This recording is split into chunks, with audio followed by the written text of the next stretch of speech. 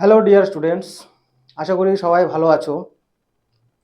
গুরুকুল বিশ্বামিত্রের এই এনটিপিসির নোটিফিকেশনের ভিডিওতে সবাইকেই স্বাগতম জানাচ্ছি। আজকের এই নোটিফিকেশনটি খুবই গুরুত্বপূর্ণ হতে চলছে। যদিও নোটিফিকেশনটি অলরেডি বের হয়ে গেছে, কিছু ইনফরমেশন আমরা দিতে এসেছি, তো একটু মনোযোগ দিয়ে তোমরা দেখবে। আর আমাদের এই ভ্যাকান্সিতে 5810টি পোস্ট আছে, 6টি পোস্টে অ্যাপ্লাই হবে। তো সব নিয়েই আলোচনা হবে। সবথেকে গুরুত্বপূর্ণ ব্যাপার হলো গতবারের যেটা এনটিপিসি হয়ে এসছে, এখনো রিক্রুটমেন্ট প্রসেস কমপ্লিট হয়নি, তারপরে এই নোটিফিকেশনটি চলে আসলো। যাই হোক, আমাদের সেটা ভেবে লাভ নেই এখন যে কোনটা হচ্ছে কোনটা হবে না, যেটা সামনে আছে সেটা নিয়ে এগোতে হবে। আর ফ্রেশার্সদের জন্য যেটা বলা হচ্ছে, তোমরা ভালোভাবে প্ল্যানিং করো যাতে এক্সামটা ভালোভাবে ক্র্যাক করা যায়, সেই চিন্তা ভাবনা নিয়েই এগোও। এবং খুব কম সময়ের মধ্যে কিভাবে কোর্সটাকে কমপ্লিট করে নিয়ে এক্সামটা ক্র্যাক করা যাবে সেটাই চিন্তা ভাবনা করো। আর সবথেকে গুরুত্বপূর্ণ কথা হলো এই এনটিপিসিতে কারা আসে। এক্সাম তো সবাই দেয়, কম বেশি সবাই দেয়, কিন্তু আমার কথা হলো কারা কারা যোগ্য। আজকে আমার হাইট নেই, আমি পুলিশে যেতে পারছি না, আমি ডিফেন্সে যেতে পারছি না, আমি কোথায় যাব? রেলে।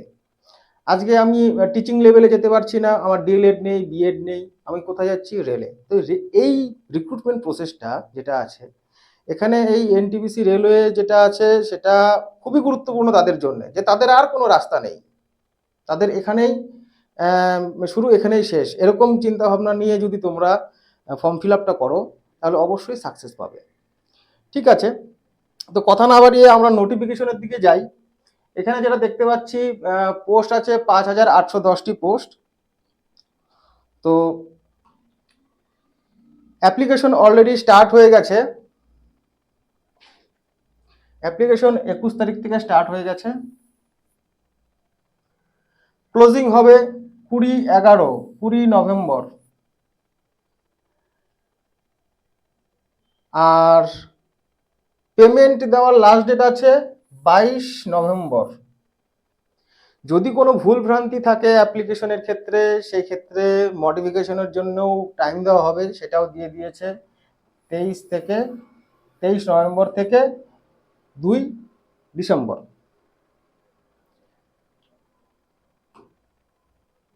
এবার আমরা দেখব ভ্যাকান্সি।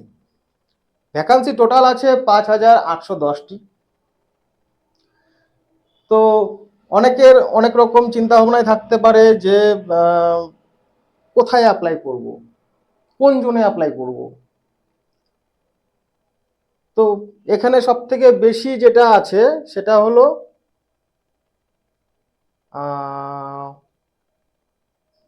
এই একটা আছে, এই একটা আছে,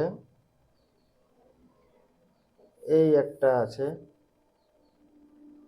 সব থেকে বেশি আছে হলো আরআরবি বিলাসপুর, 864টা। তো সবাই কি করবে, ওখানে বেশি পোস্ট আছে, আমি ওখানে গিয়ে অ্যাপ্লাই করবো আগে। সেটা আমার মানে বাড়ির লোকেশন থেকে হোক না অনেকটা দূরে, এরকম চিন্তা ভাবনা অনেকেরই থাকে। তো আমি যেটা বলছি সেটা হলো, এগুলি চিন্তা ভাবনা করে কোনো লাভ নেই। তুমি যেই জোনে বসবাস করো সেই জোনে অথবা তার আশেপাশের জোনেই অ্যাপ্লাই করো। কাট অফের চিন্তা ভাবনা যেটা করছো সেটা 1-2 মার্কস এদিক ওদিক হয়ে থাকে, এছাড়া অন্য কিছু না। তো কাট অফের চিন্তা করে যে না ওখানে কাট অফ কম হতে পারে, ওখানে ভ্যাকান্সি বেশি আছে, ওখানে পোস্ট বেশি আছে, আমি ওখানে গিয়ে অ্যাপ্লাই করবো না, এটা কখনোই না। কারণ কি, তোমাদের যদি মনে করো তোমার বাড়ি হলো ওয়েস্ট বেঙ্গলের একটা জায়গায়, এখন তুমি মুম্বাইয়ের কোনো জায়গায় দেখা গেল তুমি অ্যাপ্লাই করছো, কোনো জনে অ্যাপ্লাই করছো, তো তোমার বাড়ি থেকে যাতায়াতের ব্যাপার একটা আছে। দ্বিতীয় ব্যাপার হলো তোমার সিলেকশন হয়ে গেল, সিলেকশন হয়ে যাওয়ার পরে তোমার মানে তুমি ভাবছো যে না আমি পরে ট্রান্সফার নিয়ে নিব, সম্ভব না। মিনিমাম 5 বছর কাজ করতে হবে, তারপরে গিয়ে ট্রান্সফার হয়।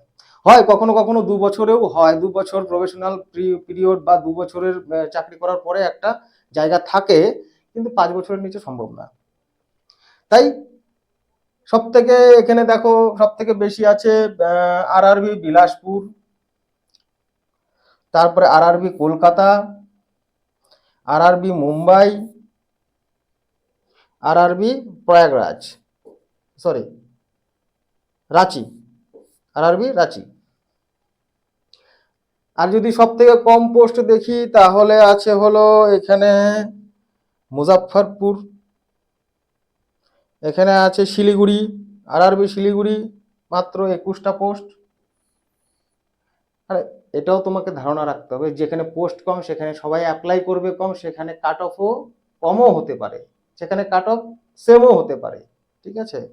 তো এটা কখনো ভেবো না যে ওখানে ভ্যাকান্সি বেশি আছে, কাট অফ কম হতে পারে, বেশি হতে পারে, যাই হোক ওখানে গিয়ে অ্যাপ্লাই করলে পরে আমার জায়গা ভালো থাকবে, বেশি থাকবে, অনেকজনের মাঝখানে আমি অ্যাপ্লাই করছি, এরকম কোনো ব্যাপার নেই। যার যার নিজের জোনেই অ্যাপ্লাই করো এবং তার আশেপাশে যে জোন আছে সেটাতে করতে পারো। নেক্সট আমরা চলে এসেছি যে কটি পোস্টে আমরা অ্যাপ্লাই করতে পারবো। 6টি পোস্ট আছে। Chief commercial cum ticket supervisor, station master, goods train manager, junior account assistant cum typist, senior clerk cum typist, traffic assistant. এখানে যতগুলি পোস্ট দেখতে পাচ্ছ, তোমার মনে হতে পারে যে কোন পোস্টে আমি অ্যাপ্লাই করবো, ফার্স্ট প্রেফারেন্স কোন পোস্টে দেবো। তোমার মনে হতে পারে এখানে 3416টা আছে, এখানে ফার্স্ট প্রেফারেন্স দেবো কারণ জায়গা বেশি আছে।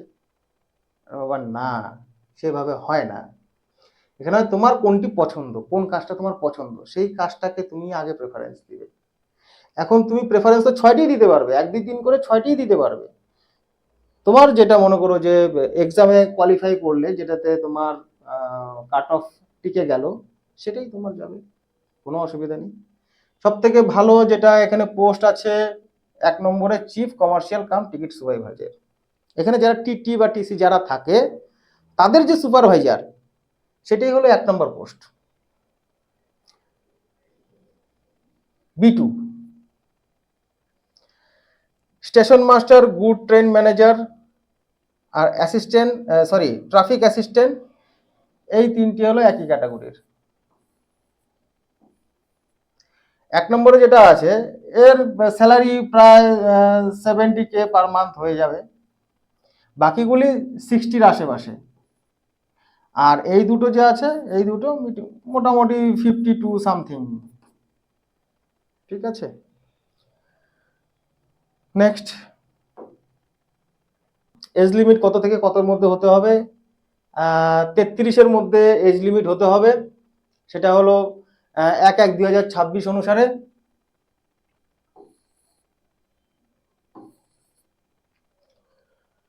আর যার যেটা রিল্যাক্সেশন আছে সেটা তো পাবেই। এসটি এসসি ওবিসি, ওবিসিরা 3 বছর আর এসটি এসসি 5 বছর। বাকিটাও তো আছে, বাকিটা নোটিফিকেশনে দেখে নিতে পারবে। এবার আসবে পেমেন্ট। পেমেন্ট হলো ইন জেনারেল সবার জন্য 500 টাকা, আর যারা ST SC, female, ex serviceman, transgender তাদের জন্য 250 টাকা। 250 টাকা যেটা আছে, এটা যদি তুমি এক্সাম দাও সেটা রিটার্ন হয়ে যাবে। আর জেনারেলের ক্ষেত্রে 400 টাকা রিটার্ন হয়ে যাবে। নেক্সট এবারে এক্সাম ফার্স্ট স্টেজে যে এক্সামটা হবে, সেই এক্সাম হবে 90 মিনিটের। 90 মিনিটের এক্সাম হবে। জেনারেল অ্যাওয়ারনেস 40 থাকবে, ম্যাথামেটিক্স 30 থাকবে, জেনারেল ইন্টেলিজেন্স রিজনিং 30 থাকবে, টোটাল কোশ্চেন থাকবে 100টা। ফার্স্ট স্টেজ ক্লিয়ার হয়ে গেল। এবার সেকেন্ড স্টেজেও সেম, প্রায় সেম না প্রায় সেম। এটা একদিনেই ক্লিয়ার হয়ে যায় এই এক্সামটা। 90 মিনিটেরই থাকে duration. General awareness 50, mathematics 35, reasoning general intelligence 35, total question 120।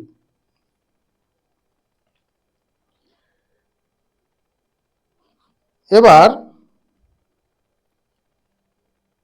3 নম্বর স্টেজ, মানে প্রথম স্টেজ ক্লিয়ার হয়ে গেল, দ্বিতীয় স্টেজ ক্লিয়ার হয়ে গেল এবং তৃতীয় নম্বর স্টেজে কি আছে, এখানে যে 6টি পোস্ট আছে, 6টি পোস্টের মধ্যে এই 2টি পোস্ট মানে সিনিয়র ক্লার্ক কাম টাইপিস্ট আর junior account assistant cum typist, মানে টাইপিস্টের যারা আছে সেই ক্ষেত্রে কম্পিউটার বেসড টাইপিং স্কিল এটা লাগবেই। আর সেটা মিনিটে ইংরেজিতে 40টা হতে হবে, এবং যদি হিন্দি বা অন্যান্য ল্যাঙ্গুয়েজ থাকে সেক্ষেত্রে 35টা হতে হবে।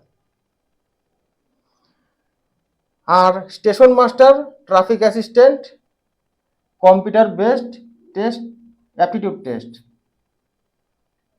বাকিদের ক্ষেত্রে থাকবে না, এটার ক্ষেত্রে থাকবে না, এটার ক্ষেত্রেও থাকবে না। অ্যাপ্লাই যে যে জোনে করবে সেই জোনের এখানে লিংক দিয়ে দেওয়া হলো, তোমরা গুগলে পেলে গুগলে খুঁজেও নিতে পারবে, অসুবিধা নেই, নোটিফিকেশনও দেওয়া আছে। এবার আমাদের সব থেকে বড় যেটা কোশ্চেন, সেই কোশ্চেনটা হলো কোন পোস্টে সিলেকশন সহজ হবে, কোন পোস্টে সিলেকশন সহজ হবে।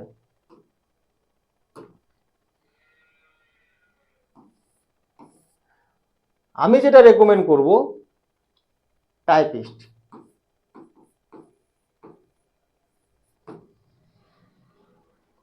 টাইপিস্টের পোস্টে টাইপিস্টে কি হবে, তোমরা লক্ষ্য করবে আগের যেগুলি এক্সাম আছে, লক্ষ্য করবে যে অন্যান্য পোস্টের থেকে টাইপিস্টের পোস্টে কাট অফ অনেক কম থাকে, অনেক মানে অনেকটাই কম থাকে। আর যারা টাইপিস্ট হতে চাও যে না আমার টাইপিস্ট হলেই হয়ে যাবে, আমার অন্য কিছু দরকার নেই, তারা প্রথম প্রেফারেন্স তোমরা সবসময় বলে দিচ্ছি,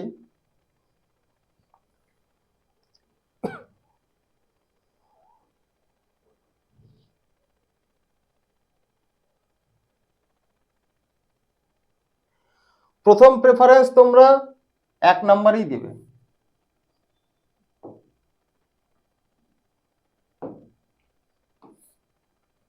chief commercial cum ticket supervisor.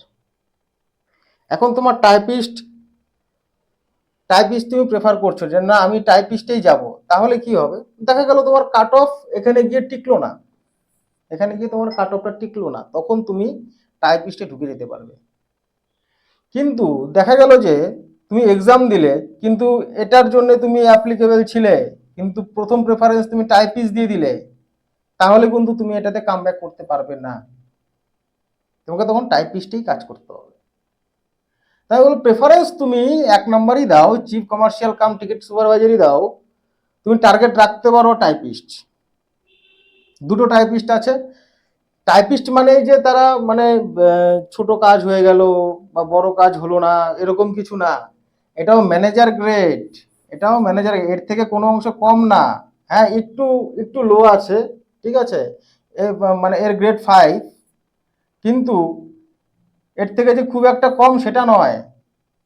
Station master আর এই chief commercial cum ticket supervisor প্রায় একই।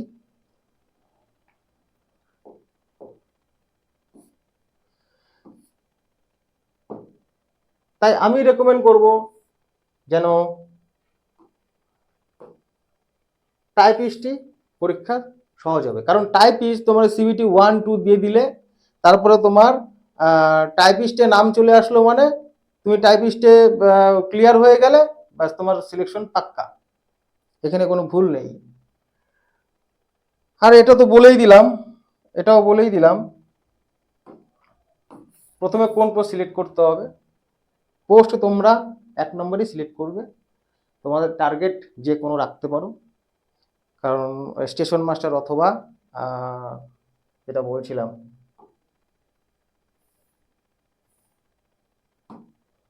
স্টেশন মাস্টার অথবা chief commercial cum ticket supervisor, এই দুটোর মধ্যেই তোমরা রাখতে পারো।